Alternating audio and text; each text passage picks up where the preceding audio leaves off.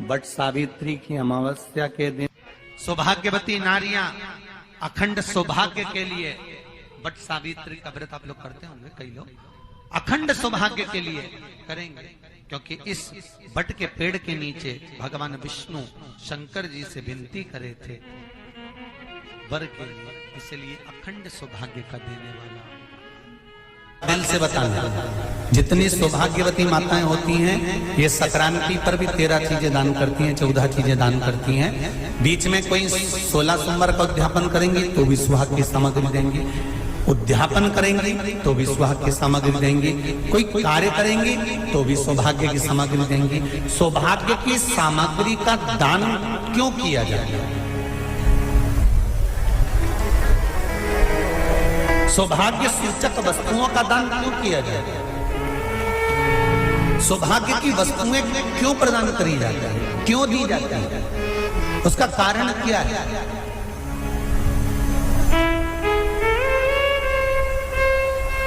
क्यों देते हैं? महाराज, भारत की भूमि की सौभाग्यवती माताओं का एक मन की अभिलाषा रहती है, भारत की भूमि की माताओं की एक अभिलाषा रहती है कि जब उसके प्राण छूटे तो अखंड सौभाग्य धारण करके पति के कंधे पर और पुत्र के कंधे पर शमशान कर।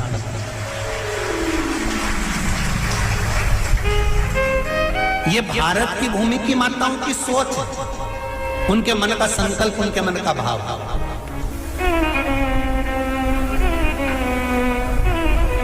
क्यों देते हैं चूड़ी का दान, क्यों देते हैं बिंदी का दान, क्यों देते हैं अखंड सौभाग्य का दान? किस महाराज?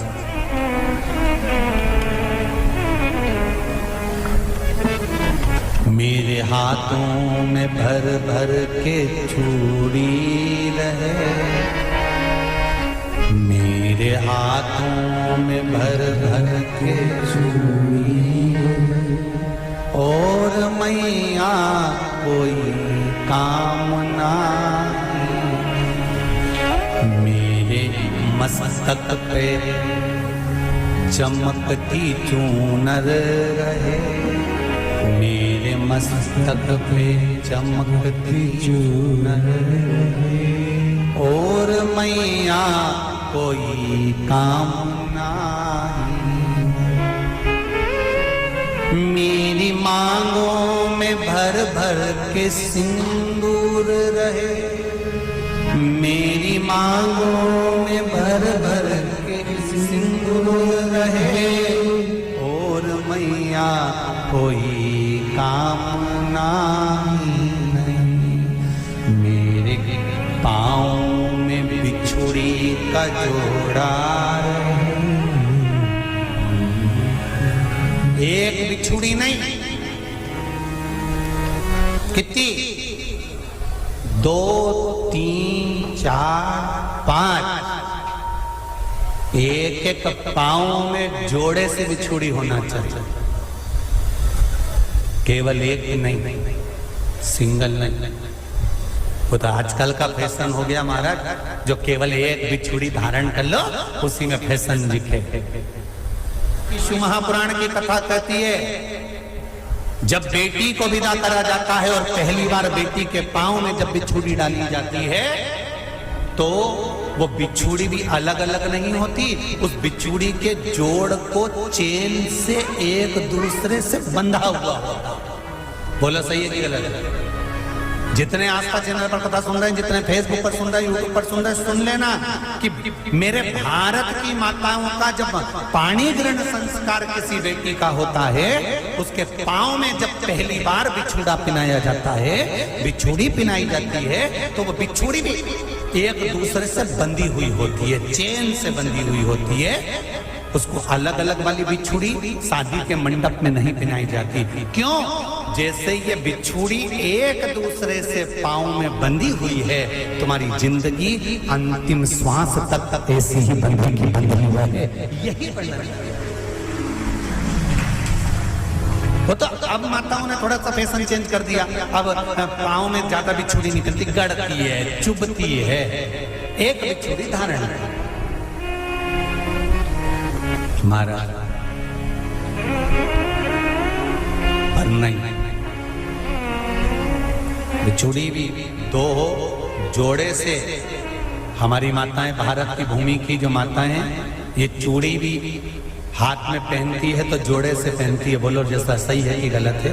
एक अकेली चूड़ी माताएं हाथ में धारण नहीं करती हैं। अगर भारत की भूमि की संस्कारित माताएं हैं और भारत की भूमि की सभ्यता और संस्कृति को जानती है तो अकेली चूड़ी नहीं, जोड़े की चूड़ी पहनेगी। 2 चूड़ा डालेगी, 4 डालेगी, 12 डालेगी, पर सिंगल नहीं, अकेले। महापुराण की कथा ये कहती है कि पार्वती जी ने और गंगा जी ने जितना सौभाग्य का दान दिया है, उनके बराबर दुनिया का कोई व्यक्ति इतना सौभाग्य का दान नहीं दे सकता जो माता गंगा और पार्वती दोनों दान दे रहे हैं।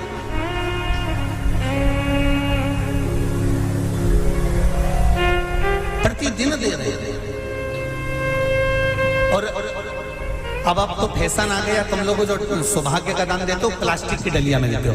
पर एक एक पुराण को उठा कर देख लेना, एक एक उद्यापन को उठा कर देख लेना। जितनी तुम कथा तुम्हारे घर में छोटी छोटी कथाओं की पोथियां पढ़ी हो, उनको उठा कर देख लेना। उसमें नहीं लिखा कि प्लास्टिक की डलिया में सौभाग्य की वस्तु का दान दिया जाता है। उसमें लिखा है बांस की पिटारी में, बांस की डलिया में सौभाग्य की वस्तुओं का दान दिया जाए।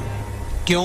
क्योंकि बांस वंश की वृद्धि करता है, बांस सौभाग्य की वृद्धि करता है, और बांस अखंड सौभाग्य। जैसे बांस का पौधा बढ़ते चले जाता है, बढ़ते चले जाता है, उसी तरह बांस की डलिया में जब दान दिया जाता है, बांस की टोकनी में जब दान दिया जाता है, तो ये भाव रखा जाता है कि तुम्हारा सौभाग्य ऐसे ही बढ़ता रहे। पर अब थोड़ा सा फैशन चेंज हो गया तो प्लास्टिक की डलिया, पर प्लास्टिक की नहीं। बहुत ध्यान देना जरा, शिव महापुराण की कथा चल रही है। संपूर्ण देशवासियों की मेरी माताओं से निवेदन है, मेरे इन भाइयों से निवेदन है, उसको जरा ध्यान से सुनना। व्रत पढ़ते हैं ये किसी दूसरे के नहीं है। तीज का व्रत माता पार्वती का, छठ का व्रत माता पार्वती का, चतुर्थी का व्रत माता पार्वती का, ये सारे व्रतों की शुरुआत गंगा और पार्वती ने अपने बल से। माता सिंदूर भर रही हैं, मांग में सिंदूरा भरा जा रहा है, मांग में कंकु भरा जा रहा है, मांग में सिंदूर भरा जा रहा है, और वो सिंदूर नाक पर गिरता है। वो सिंदूर नासिका पर गिर गया तो कहते हैं कि कोई काल आने वाला था पति के ऊपर, वो काल टल गया और नाक पर सिंदूर आया तो नारी का सौभाग्य और अखंड हो गया। ये शास्त्र कह रहा। और सिंदूर भरते समय वही सिंदूर अगर भूमि पर गिर गया तो, अब देखिए जरा, देवी भागवत को उठाकर पढ़िएगा। वो सिंदूर जो मांग में भरा जा रहा है और नाक पर गिर गया तो शुभ होगा, पति की उम्र बढ़ाएगा, घर में बच्चों का विवाह होने वाला होगा, कोई अच्छी सूचना आने वाली होगी। मांग में भरने वाला सिंदूर नाक पर आकर गिरता है तो कोई सूचना अच्छी मिलने वाली होती है, कोई बंधन कटने वाला होता है, कुछ अच्छा हमारे परिवार में होने वाला होता है, पति की उम्र बढ़ने वाली होती है, कोई रोग आने वाला था वो कट रहा होता है। और वही सिंदूर अगर भूमि पर मांग में भरते समय गिर जाता है तो समझ लो कि कुछ ना कुछ ऐसा काम होने वाला है कि मेरी आंख में आंसू आएंगे। वो निश्चित है, वो निश्चित है। चाहे वो किसी प्रॉपर्टी के चक्कर में हो, परिवार के चक्कर में हो, नातों के चक्कर में हो, पुत्रों के चक्कर में हो, बेटियों के चक्कर में हो, पति के चक्कर में हो, रिश्तेदारों के चक्कर में हो, कुटुंब मायका ससुराल के चक्कर में हो, पर निश्चित है कि नेत्र में जल जरूर आएगा। ये निश्चित था, क्योंकि भूमि पर वो सिंदूर अगर नाक पर गिरा है तो शुभ है, पर वही सिंदूर अगर भूमि पर गिरा है तो वो अशुभ है। आप किसी देवी मंदिर में दर्शन करने के लिए गए,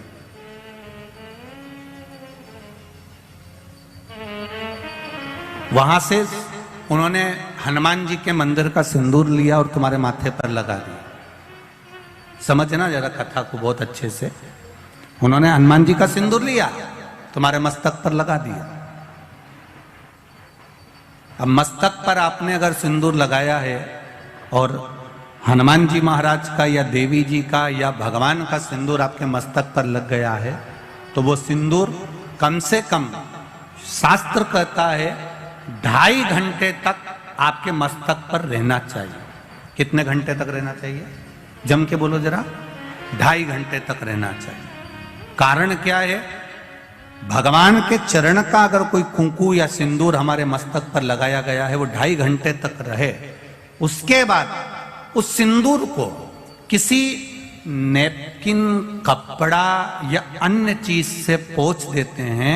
पोंछने के बाद वो गलत जगह पर टंग जाता है, लोग उसका गलत हाथ का प्रयोग कर लेते हैं। वो जितनी जगह गलत जगह जाता है उतना दोष हमको लगते चले जाता है। इसलिए उस सिंदूर का क्रम है कि कोई पुष्प है, उस पुष्प से उस सिंदूर को लगा लिया जाता है। कोई पत्ती है, उससे सिंदूर को लगा लिया जाता है। उस पुष्प को फिर विसर्जन में, अगर विसर्जन में नहीं रख सकते तो अपने घर में जो गमला होता है जिसमें पौधा लगा होता है, उस पौधे में उसको डाल दिया जाता है, जिससे वो सिंदूर उसमें मिल जाए और हमारे घर में सदा रहे। पर हमने कोई टाविल, होटल में ठहरे तो होटल के टाविल से पोंछ दिया, कहीं ठहरे थे तो दीवार से पोंछ दिया, कहीं लगा दिया। उसका दोष है, उसका दोष।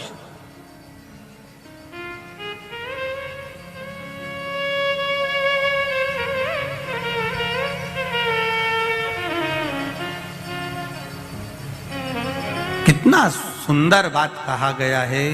नारी मस्तक पर मांग में सिंदूर भर रही है, नाक पर गिरा शुभ है, जमीन पर गिरा शुभ है। जमीन पर गिरा वो शुभ है, पर मांग का सिंदूर नाक पर आया।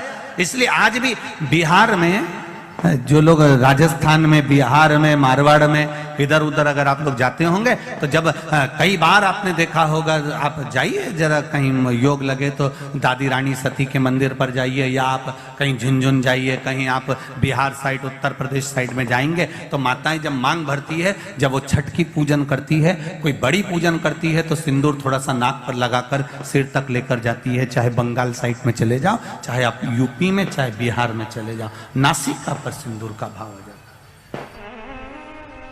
क्या चाहती हो? आज आपके मस्तक पर सिंदूरा देखा है, मांग भरी देखी है। ये मांग का जो नियम है, ये यहां से लेकर यहां तक भरने का है, ये कहां से प्रकट हुआ है? इसकी प्रागट्यता केवल मांग में ही क्यों सिंदूरा भरा जाता है उसकी। और मांग भी सीधी भी होती है, किसी की आड़ी टेढ़ी भी होती है, अर्थात उसमें कहीं ना कहीं बल थोड़ा सा रह ही जाता है। ये नाग लक्ष्मी ने जो मांगा था माता लक्ष्मी से कि मेरी मांग का जो सिंदूर है ये अमर हो, उसका भाव प्रकट कर। लक्ष्मी जी बोली अमर करने का तो केवल एक ही तरीका है कि तुम्हारे पति को विरक्ति उत्पन्न होना चाहिए। क्या उत्पन्न होना चाहिए? विरक्ति। अब पत्नी कहे अभी तो विवाह हुआ और क्यों विरक्ति उत्पन्न कर दो? विरक्ति उत्पन्न करना है। हां, कैसी विरक्ति? आप में से मोह हटे, परिवार में से मोह हटे।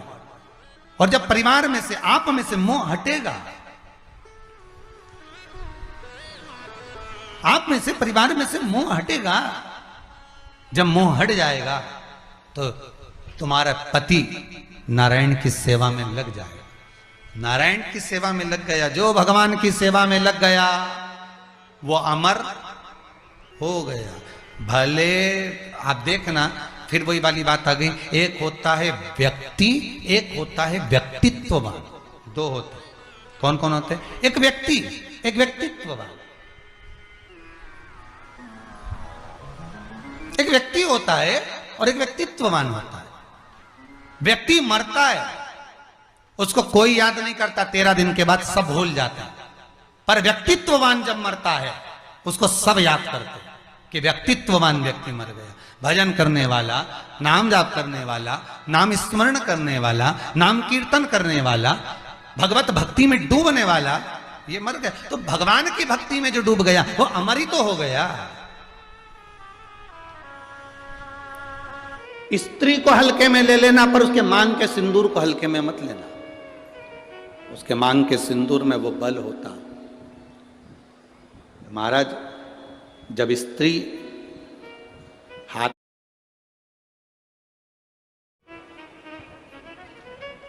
स्त्री को हल्के में ले लेना, पर उसके मांग के सिंदूर को हल्के में मत लेना।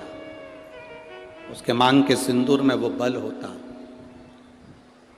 महाराज, जब स्त्री हाथ में सिंदूरा लेती है ना, आपके इधर कैसे सिंदूर लगाते हैं हमको तो नहीं मालूम, पर सुहागन स्त्री जिसकी शादी हो गई, वो स्त्री जब अपने हाथ में सिंदूरा लेती है, स्त्री कभी भी सिंदूर जब लगाती है तो सिंदूर की डब्बी को कहीं रखकर नहीं लगाती, हमेशा याद रखनी।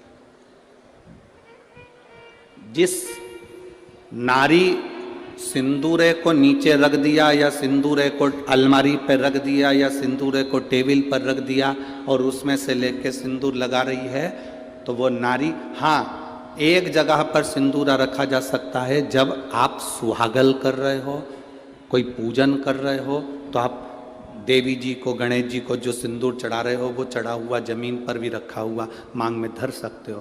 पर जब आप स्वयं 16 श्रृंगार कर रहे हो, उस जगह पर सिंदूरा जमीन पर नहीं रखा जाता। सिंदूरा जमीन पर रखा हो और नारी मांग का सिंदूर भरती हो तो पति को रोग ग्रसित करता ही है, पति रोगीला होता ही है, ये निश्चित है। उसका पति रोगीला जरूर होगा, ये निश्चित है। उसको रोग जरूर घेरेगा, ये पक्का है। स्त्री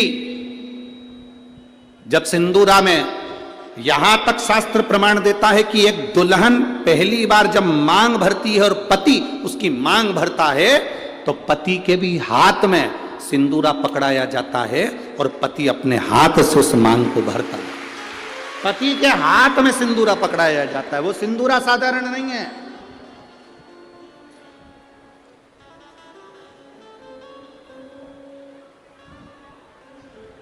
आप में से कोई ऐसी आलसन हो सकती हैं, कोई ना कोई ऐसे आलसी हो सकते हैं कि ड्रॉज खोली, उसमें रखा था, उसी में से निकाल के और भर ली और उसी में रख दिया। ऐसी कहीं कहीं की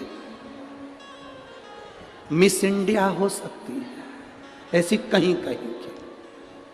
पर मेरा विश्वास कहता है, भिंड जिले की तो नहीं कह सकता कि ऐसी होगी। भिंड जिले की जितनी होंगी हाथ में सिंदूरा लेकर सिर पर मांग भरने वाली ही होगी। सिंदूरा हाथ में लेकर, तो स्त्री को हल्के में ले लो, पर उसके सिंदूर को हल्के में नहीं ले सकते। सिंदूर में वो बल होता।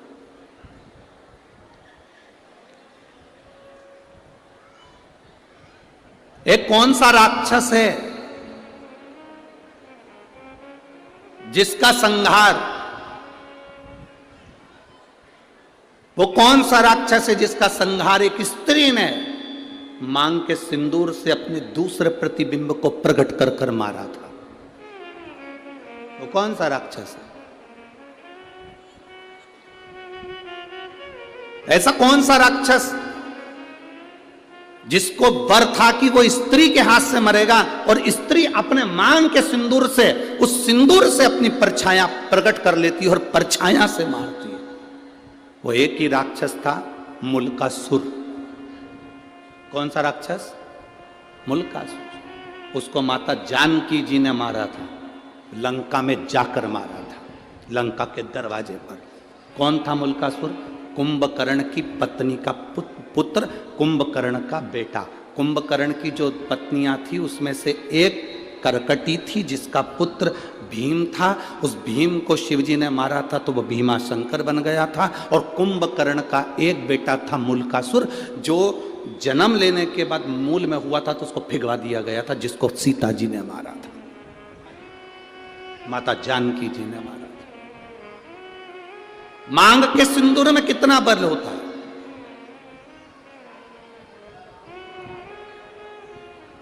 मांग के सिंदूर में कितनी तेजता होती है, कितना बल होता है, ये स्त्री जाने। स्त्री आज के जमाने में तो ऐसी पेंसिल आ जाती है, वह पेंसिल से ऐसी लाइन लाइन खींच लेती है, और पेंसिल से लाइन खींचा और काम खत्म, बस।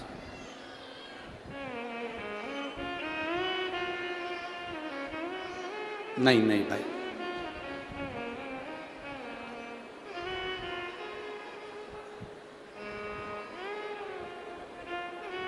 आप में से आप लोगों ने देखा कि नहीं देखा, बड़े बड़े घर के लोग भले मांग भरने में संकोच करें, सिंदूर लगाने में संकोच करें,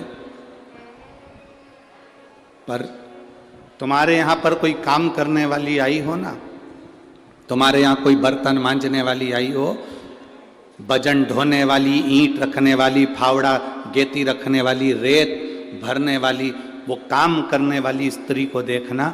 एक पैसे वाले के यहाँ की नारी भले मांग भरने में संकोच कर सकती है, पर एक गरीब स्त्री कभी मांग भरने में संकोच नहीं करती, वो मांग भर कर चलती है।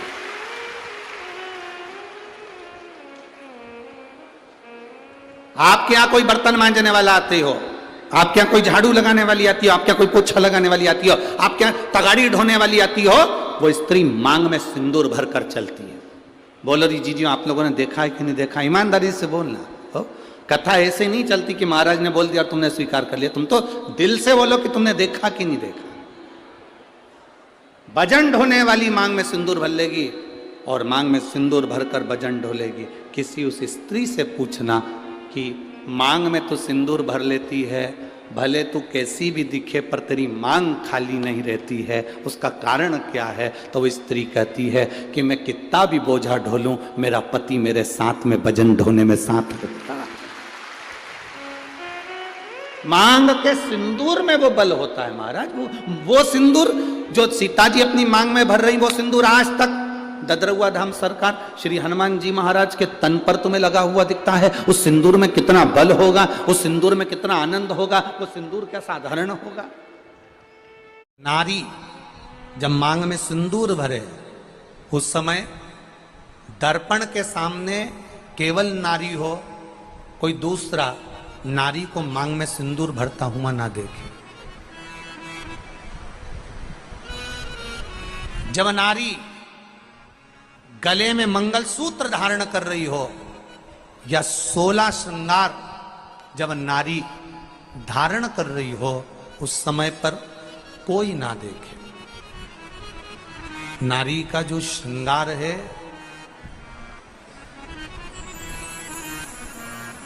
एक विवाह के समय पर और एक मृत्यु के समय पर। सौभाग्यवती नारी का श्रृंगार 2 जगह पर भले सर्व रूप में देखा जा सकता है, क्योंकि बाराती सब बैठे रहते हैं और दूल्हा मांग भरता है, बाराती सब बैठे रहते हैं और दूल्हा मंगलसूत्र पहनाता है, सब लोग बैठे रहते हैं और पांव में बिछुड़ी दबाई जाती है, सब बैठे हुए हैं, मांग का सिंदूर भरा रहा। और एक अखंड सौभाग्यवती नारी जब जाती है, तब सबके सामने सब खड़े हैं और पति अपनी पत्नी को मांग में सिंदूर भरकर आखिरी में भेज देता है। 16 श्रृंगार में नारी के हाथ की चूड़ी का कलर अलग हो सकता है, चूड़ी की डिजाइन अलग हो सकती है, चूड़ी अलग हो सकती है, चूड़ी महंगी सस्ती हो सकती है, मंगलसूत्र की कीमत ऊंची नीची हो सकती है, पांव की बिछुड़ी की कीमत ऊंची नीची हो सकती है, कान के कुंडल की कीमत ऊंची नीची हो सकती है। तुम्हारे शरीर पर जितने जितने 16 श्रृंगार हैं, उसकी कीमत ऊंची नीची हो सकती है। केवल मंगलसूत्र की डिजाइन बदल सकती है, नाक की लौंग की डिजाइन बदल सकती है, कान के बुंदे की डिजाइन बदल सकती है, हाथ की चूड़ी की डिजाइन बदल सकती है, पांव की पायल की डिजाइन बदल सकती है। केवल नारी के 16 श्रृंगार में एक श्रृंगार ऐसा है जिसकी कीमत जो पहले थी वही कीमत आज तक है और उसकी डिजाइन आज तक नहीं बदली। वो मांग का सिंदूर है, एक जैसी डिजाइन है और एक जैसी कीमत है। सारे श्रृंगार की कीमत अलग, पर मांग में जो सिंदूर डाला जाता है वो एक कीमत का होता है, एक डिजाइन का होता है और एक जैसा होता है, और वो सबसे भारी होता है। सावित्री यमराज से कह रही है मेरे पति को छोड़ दो। यमराज कह रहा है सावित्री तेरा पति मर चुका है, मांग के सिंदूर को पोंछ दे। सावित्री कहती है पूरा श्रृंगार उतार दूंगी पर मांग का सिंदूर नहीं पूछने दूंगी। तब यमराज ने कहा जब तक तू मेरे मांग का अपनी मांग का सिंदूर नहीं उतारती तब तक तू मेरे पास नहीं आ सकती। भगवान यमराज से सावित्री ने कह दिया मैं भी तुझे वचन देती हूं यमराज, मेरी मांग में जब तक सिंदूर है, जैसे सीता ने लाइन लक्ष्मण जी ने लाइन खींच दी थी और सीता पार नहीं जा सकती थी, मैं भी तुझे वचन देती हूं जब तक नारी की मांग में सिंदूर है तब तक तू उसके पति को उसके सामने लेकर नहीं जा सकता, यह भी मैं तुझे कह देती हूं। यमराज भैंसे पर सवार होकर सत्यवान को लेकर जा रहा था। सावित्री से वचन पर वचन चल रहे थे। अड़ के पेड़ के नीचे छोड़कर आए। क्या चाहिए तुझको, क्या चाहिए तुझको, क्या दूं मैं तुझको, कुछ मांग ले मुझसे। सावित्री कहती है क्या दोगे आप, मेरे पति के प्राण दे दो बस वापिस, और कुछ नहीं चाहिए। यमराज यमलोक में प्रवेश करने लगा। मांग के सिंदूर में से थोड़ा सा सिंदूर सावित्री ने केवल हाथ में लेकर अपनी बिंदी पर जो लगाया, सत्यवान को लेकर यमराज अंदर नहीं जा पाया। बाहर खड़े होकर कहता है मांग ले, मैं तुझे एक वचन नहीं, तू बोले तो मैं 2 वचन दे देता हूं, तू बोले तो मैं 3 वचन दे देता हूं, तू मांग क्या चाहिए। तब सावित्री ने कहा देना चाहते हो, हाँ। अब यमराज को लगा कि लालच में पड़ गई सावित्री। तब कहा पहला वचन दीजिए, मेरे अंधे सास ससुर के नेत्र वापिस आ जाएं। यमराज ने कहा तथास्तु। दूसरा वचन दीजिए, मेरे सास ससुर अपने पोता पोती का मुख देखें। यमराज ने कह दिया तथास्तु।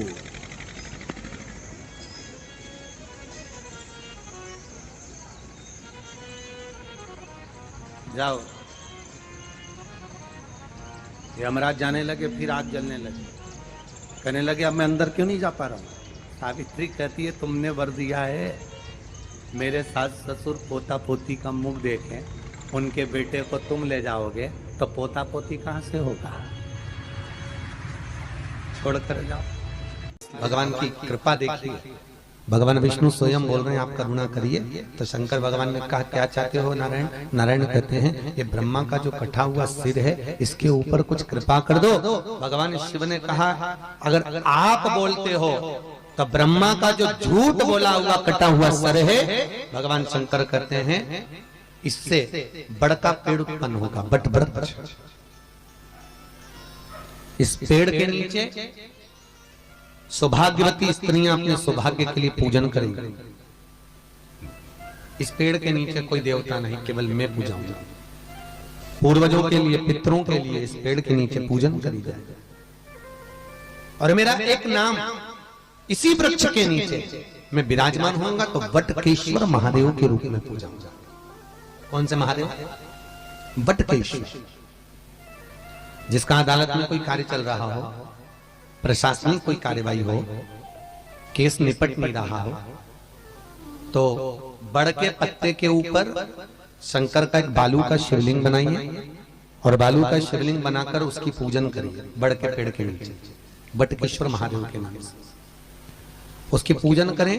2 दही चढ़ाओ, उसी दही को, चढ़े हुए दही को चम्मच में निकाल कर लिया, उसको किसी वस्त्र पर लगा लो, कोई रुमाल आदि पर, और जो अदालत में जा रहे हो किसी कार्रवाई के लिए और अपने पक्ष में अगर निर्णय नहीं आ रहा तो उसको जेब में रखकर लेकर चले जाइए, आपके पक्ष में वो जवाब आ जाएगा।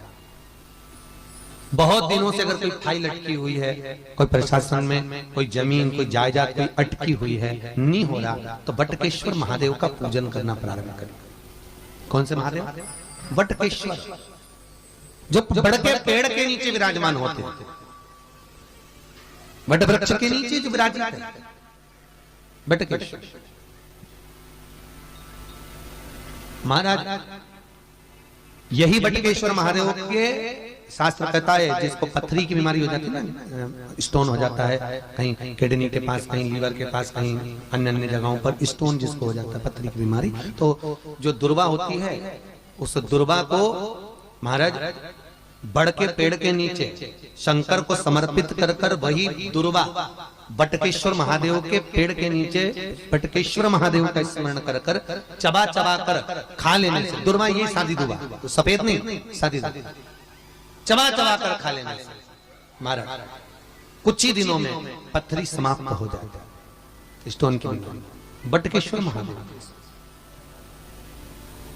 भगवान बटकेश्वर का स्मरण करिए।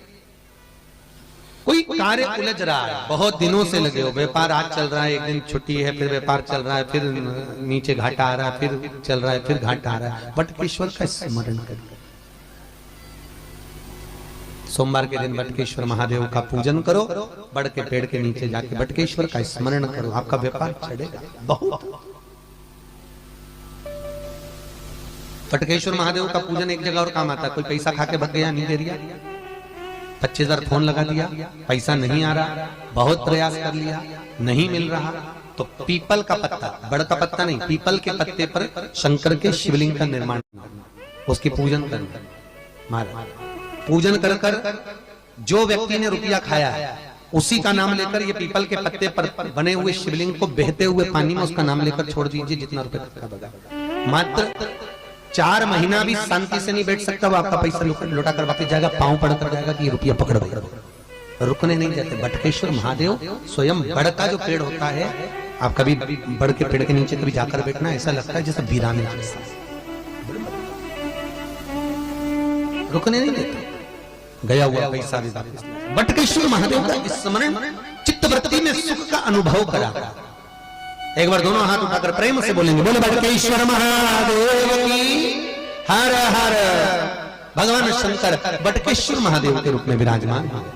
स्कंद पुराण कहती है, जिस व्यक्ति पर कर्जा बहुत ज्यादा मात्रा में हो जाता है और कर्जा चूकता नहीं है, आप बहुत प्रयास कर लिए, करोड़ों रुपए का कर्जा हो गया, यहां से लिया वहां दिया, वहां से उठाया वहां दिया, वहां से उठाया वहां दिया, तो निवेदन है कभी मौका लगे कर्जा मुक्ति के लिए सारे वृक्षों में अगर कोई श्रेष्ठ वृक्ष माना गया है तो वो बट का वृक्ष माना गया महाराज। इसलिए प्रशासनिक कार्य के लिए, मानसिक टेंशन में, परेशानियों में बटकेश्वर महादेव का स्मरण किया जाता है। और यदि निवेदन करूंगा बहुत ज्यादा, यदि आपको कर्जा हो गया है, बहुत ज्यादा कर्जा हो गया और वो कर्जा चूक ही नहीं रहा, तो थोड़े दिन बड़ के पेड़ के नीचे आप बटकेश्वर महादेव के लिए 1 लोटा पानी, उसमें थोड़ा सा पिसा हुआ चावल पीस के गला लेना, चावल को और पीस लेना, पीस के उस पानी में मिला लेना और मिलाकर उसमें थोड़ी सी हल्दी पिसी हुई डालकर बटकेश्वर महादेव के नाम से बड़ के पेड़ के नीचे अपनी कामना कर कर जो कर्जा हुआ है उस कर्जे का भान देते हुए, स्मरण देते हुए छोड़ दीजिए महाराज। 2 या 3 सोमवार एक ही जगह पर करना, 3 सोमवार बाद वहीं से बड़ के पेड़ की थोड़ी सी जड़ उठा लाना और उस जड़ को एक कोई धागे में बांधकर या तो अपनी गले में डाल लो या अपनी जेब में पटक लो, उसको थोड़े दिन पटक कर रखना, लगभग 2 से 3 महीना पटक कर रखो। वो जड़ जैसे बड़ का पेड़ विस्तार होता है, पानी गिरे ना गिरे, जल वृष्टि हो ना हो, गर्मी पड़े ना पड़े, उसको कोई फर्क नहीं पड़ता, बड़ का वृक्ष आप रूप फैलता जाता, उसकी जड़ें अपने आप प्रबल होती है। उसी तरह ये बटकेश्वर महादेव कहीं से भी अगर जड़ आपके पास में रखी है 1 महीना, 2 महीना, 3 महीना तक, तो ये जड़ अपने आप लक्ष्मी को पकड़कर खींच कर लाती है और कर्जे से मुक्त कर देती। बटकेश्वर महादेव का स्मरण सुख का देना हो। प्रदोष काल कब होता है? सूर्य अस्त होने वाला है, सूर्य डूबने वाला है, उसके 45 मिनट पहले से सूर्य डूब जाता है, उसके 45 मिनट बाद तक प्रदोष काल का समय होता है। शिव जी के भ्रमण का समय क्या है? यही प्रदोष। प्रतिदिन मेरे देवादिदेव महादेव भ्रमण पर निकलते, प्रतिदिन।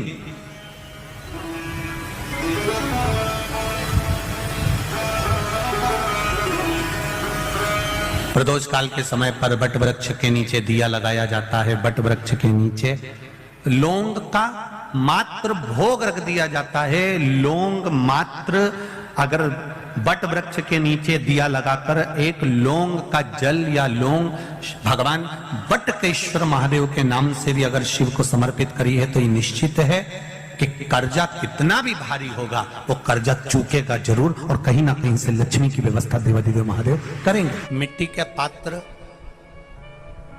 उस मिट्टी के पात्र के ऊपर एक तांबे का पात्र।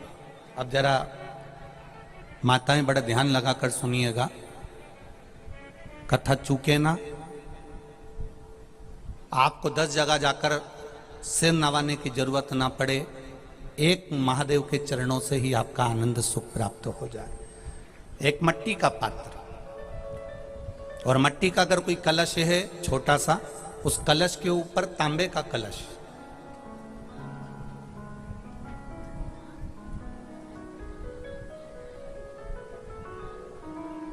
माता प्रसूति, दक्ष प्रजापति और माता वीरणी, इन तीनों का स्मरण कर कर जो बड़ के पेड़ के नीचे जो शिवलिंग हो, बड़ के पेड़ के नीचे जो शिवलिंग विराजमान हो, चाहे वो ओटले पर हो, चाहे वो पत्थर का हो, चाहे वो सीमेंट का हो, चाहे वो कंकर का हो, चाहे वो मार्बल का हो, चाहे वो जिस भी चीज का हो, बड़ के पेड़ के नीचे जो शिवलिंग हो उसमें सीधे जब आप कलश लेकर जाएंगे तो मिट्टी का पात्र, उसके ऊपर तांबे का पात्र भरा हुआ, दोनों को एक साथ पकड़ कर ले जाएंगे। पर जब आप शिवलिंग पर दक्ष प्रजापति, प्रसूति और वीरणी, इन तीनों का नाम लेकर सीधे हाथ में मट्टी का पात्र और उल्टे हाथ में तांबे का पात्र लेकर धीरे धीरे शिवलिंग पर जल समर्पित करेंगे, और उस जल का पान उसी बट वृक्ष के नीचे दोनों पति पत्नी अगर पान कर लेते हैं और संतान की कामना कर लेते हैं तो भी मेरा महादेव संतान प्रदान करता ही करता। व्यक्ति के जीवन में जब कर्जा बढ़ता है, कहीं कोई व्यक्ति को धन दिया, पैसा दिया और वो पैसा लौट कर नहीं आता, तब बटकेश्वर महादेव का पूजन किया जाता। कोई व्यापारी धन खाकर भग गया, पैसा खाकर लेकर भग गया, नहीं दे रहा है, कहीं कर्जा बढ़ते चले जा रहा है, तब बटकेश्वर महादेव का पूजन किया जाता है।